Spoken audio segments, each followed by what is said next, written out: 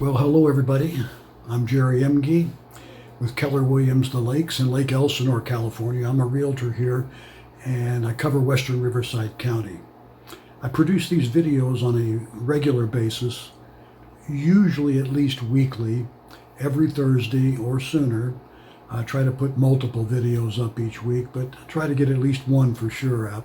I cover various real estate topics. Today's topic has to do with preparing for an open house. So when you prepare for an open house, there's a number of things you really should work with your realtor on to get things where it can be most effective for those people who are going to be coming to the open house. The first thing everybody should really pay attention to is what a lot of people like to call curb appeal. What does the house look like from the street? Is it appealing? Hence the name curb appeal. Well, some of the things you can do to make your house appealing from the street is make sure the grass is nicely manicured and trimmed. Any bare spots are taken care of well ahead of time. And make sure the plants are trimmed and appropriate to the overall look of the house. Take a good look at the paint on your house. Make sure it's not peeling and really dirty. If the house needs a hosing off, give it a hosing. Clean it up, in other words. Make sure there's no spider webs lurking about, usually around the light fixtures. A real important point for me personally as I drive around neighborhoods is the garage door. Once a neighborhood starts to hit 5, 6, 7 years of age for the overall neighborhood, the garage doors start to fade and sometimes peel. The garage doors start to look bad. Now, if you think about it, for a lot of homes, especially single-story homes, the garage door is a big percentage of what you see from the street. So if that garage door is not looking good, it puts a damper on the overall look of the house. The next thing you want to pay very close attention to is the very front door, the entrance door to your home.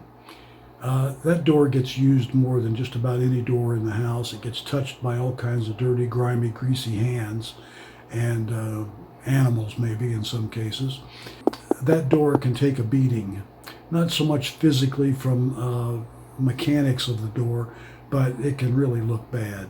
The paint can fade, it can look blotchy, it can have handprints all over it. So if you can't just clean that door and make it look good, it's nothing to put a coat of paint on the door. Just stay within the parameters of your neighborhood's paint scheme, but put some fresh paint on it, because when the buyers come walking up, that's the first thing they see once they get past the curb appeal issue. And when they go to reach for that doorknob or that doorbell, they're going to be looking right at that door. And if it looks really shabby, they're wondering, okay, what's it going to look like on the inside? Whereas if it looks really good and crisp and clean, they're going to think, wow, this could be a good house to look at. Another important thing to take note of prior to the open house are your windows. I don't mean just having them clean. They should always be clean prior to selling the house. Make sure they're mechanically sound. In other words, if they swing out, they're swing out windows, make sure they swing out without lots of creaking and bad sounds, or they lock up on the way. Most windows today are simply slide up and down. Make sure they do that without effort. If they're double pane windows and there's fog or moisture inside the glass, in between the two panes of glass, it's a bad sign. That probably should be fixed before the open house, because it shows that there's some kind of a leak in the seal of the window somewhere and moisture's getting in.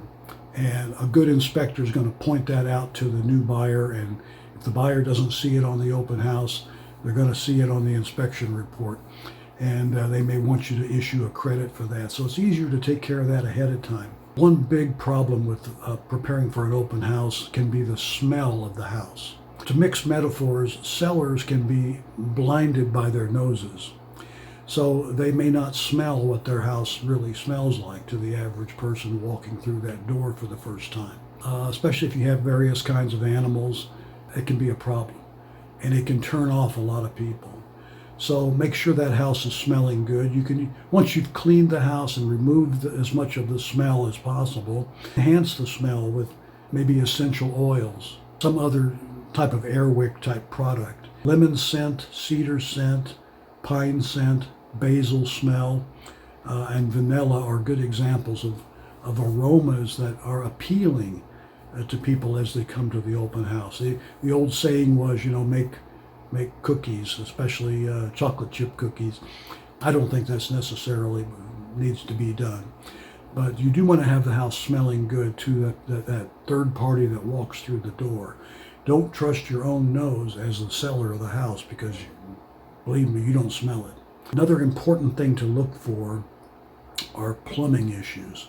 And I don't mean leaks in the pipes and things like that are glaring, but I mean over time you may have had a leak and it's now no longer a leak, but it's left a stain.